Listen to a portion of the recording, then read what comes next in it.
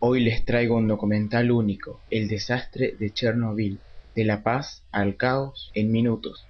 Este video contiene imágenes que pueden afectar la visión del vidente. Se recomienda discreción. La noche del viernes 25 de abril de 1986 el reactor número 4 de la planta nuclear de Chernobyl tenía programado una desconexión para un mantenimiento de rutina. Los técnicos de la planta decidieron que era un buen momento para efectuar unas pruebas sobre el sistema alternativo de refrigeración en el eventual caso de un fallo en la energía. El reactor ya contaba con motores diésel que activaban los sistemas de refrigeración en caso de un fallo de energía, pero estos no se activaban de inmediato, por lo que la prueba consistía en verificar si los sistemas de refrigeración de emergencia podrían ser activados por la inercia de la turbina principal antes de que los motores diésel entraran en funcionamiento. Básicamente, un reactor nuclear es un contenedor de uranio enriquecido que se encuentran experimentando una constante reacción en cadena. Cada vez que los átomos de uranio liberan neutrones, otro los toma y libera otros a su vez. Dicha reacción libera una gran cantidad de energía a manera de calor y radiación. Este calor se transmite a un combustible que evapora el agua, cuyo vapor hace mover las turbinas que generan la energía eléctrica. Estas reacciones en cadena son el mismo principio de funcionamiento de la bomba atómica, pero como lo que se quiere no es una explosión, se utilizan unos controladores de reacción, grafito en el caso del reactor de Chernobyl, que se introducen en el contenedor intoxicando la reacción y moderando la energía que se libera. Además, a lo largo del reactor corren unos torrentes de agua para refrigerar el contenedor. Ese viernes en la noche los operarios decidieron iniciar las pruebas. En un principio decidieron disminuir la potencia del reactor de 3000 MW a 1000 MW para operar en condiciones menos riesgosas, pero una falla de coordinación de los operarios hizo que se disminuyera la potencia a solo 30 MW. La concentración del producto veneno nuclear xenón 135 se incrementó considerablemente. Xenón 135 es consumido por el reactor funcionando en condiciones normales. Los operarios decidieron continuar el experimento e incluso decidieron tomar un atajo trabajándolo con solo 200 MW de potencia. Incrementar a 1000 MW tomaría tiempo y ya tenían 9 horas de retraso. Los operarios, para poder continuar el experimento, decidieron retirar algunas barras de grafito para que la reacción se viera menos moderada. Los operarios comienzan a retirar las barras y dejan solo 8 de las 30 barras mínimas exigidas por el reglamento. También desconectan los controles de cierre de reacción automático, SCRAM, dejando el reactor sin controles automáticos de seguridad. Es un error grave de diseño el permitir que todos los sistemas de control automáticos pudieran ser desconectados por los operarios. A la 1:05 am las bombas de agua fueron accionadas por la turbina. El flujo de agua que comenzó a circular era mayor que el especificado por las regulaciones de seguridad. El experimento continuó. A la 1:23 minutos, 4 segundos am comenzó el experimento y el estado inestable del reactor no fue mostrado en el panel de control. Ningún personal del equipo se percató del peligro. Se desconectó la electricidad de las turbinas que impulsaban el agua al reactor y el experimento falló. La temperatura del reactor hizo que el líquido refrigerante del reactor comenzara a hervir.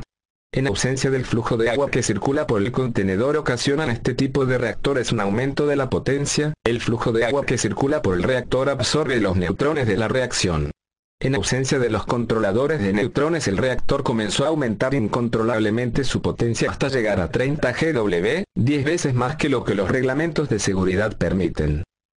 Cuando se percataron de que algo andaba mal presionaron el botón de parada total del reactor, SCRAM.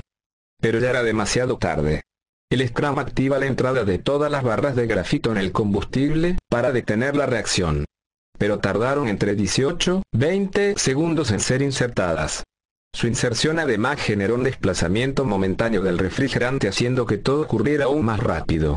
La temperatura había subido tanto que las barras de grafito se deformaron por el calor y solo entró un tercio de su capacidad. Entonces ocurrió una explosión de las tuberías de vapor que revientan el techo del reactor. La entrada de oxígeno al reactor hace arder las barras de grafito y ocurre una segunda explosión que libera 8 toneladas de material radioactivo a la atmósfera. La explosión ocurrió a las 1:23 minutos, 47 segundos, 7 segundos después de que los operarios activaran el SCRAM. 31 personas murieron instantáneamente. El núcleo del reactor se funde, la base del reactor se destruye haciendo que el contenido del reactor se vierta hacia los niveles inferiores del edificio, un hecho afortunado porque disminuye la probabilidad de nuevas reacciones. La intensidad del fuego era tan alta que pudo ser observada a varios kilómetros de distancia.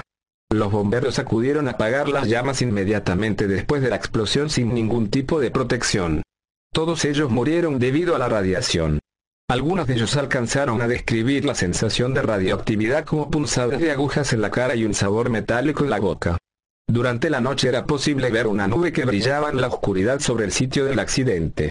La foto en blanco y negro a continuación muestra el contenido vertido del contenedor, cuya forma hace que le hayan bautizado como la pata de elefante. La radioactividad de esta masa es tan alta que si alguien estuviera en ese mismo cuarto moriría al cabo de 3 o 4 minutos. Con el fin de detener la fisión de la mezcla, fueron arrojados desde helicópteros algunas sustancias para cubrir el reactor y fue necesario construir una estructura protectora alrededor de la planta conocido como el sarcófago para encapsular el reactor y contener la radiación y la dispersión de la contaminación. Para su construcción se emplearon alrededor de 650,000 personas, conocidas como liquidadores, la mayoría soldados de los cuales muchos no tenían el equipo necesario para dicha labor. Entre 8.000 a 10,000 liquidadores murieron a causa de la radiación. Hay que resaltar que muchas más vidas se salvaron gracias a su labor. Entre sus relatos a la hora de la construcción del sarcófago describen el comportamiento extraño de los perros y gatos en la zona, no tenían certeza acerca de la razón de dicho comportamiento hasta que ordenaron dispararles. Resultan afectados por la catástrofe Ucrania, Rusia, Turquía, Moldova, Rumania, Lituania, Finlandia, Dinamarca, Noruega, Suecia, Austria, Hungría, República Checa, Eslovaquia, Eslovenia, Polonia, Suecia, Alemania, Italia, Irlanda, Francia, el Reino Unido y principalmente Bielorrusia, donde cae el 60% del material radioactivo producto de la explosión. La información fue mantenida como secreta por el gobierno en Bielorrusia desde el día de la tragedia hasta el año de 1989. Incluso el comunicado oficial del gobierno ruso 10 días después de la tragedia emite información falsa para evitar el pánico y tratar de ocultar la magnitud de la tragedia.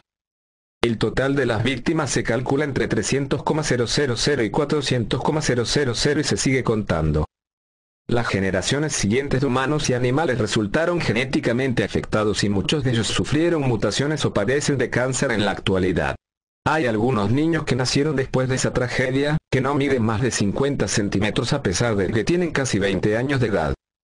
A manera de reflexión, las pirámides de Egipto tienen entre 5.000 y 6.000 años de edad, hay muchas cosas que nos quedan del pasado como los libros sagrados y otras reliquias que nos hacen recordar las civilizaciones pasadas.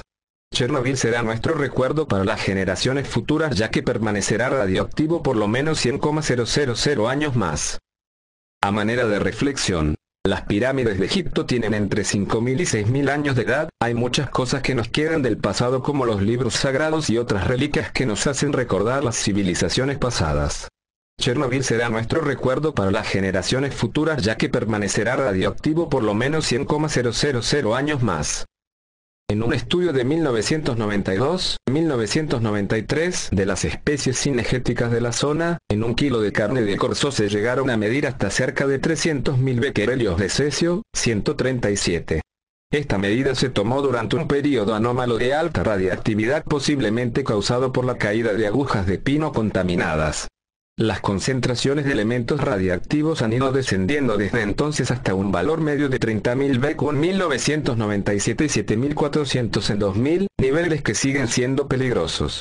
En Bielorrusia el límite máximo permitido de cesio radiactivo en 1 kilogramo de carne de caza es 500 Bq. En Ucrania es de 200 Bq para cualquier tipo de carne.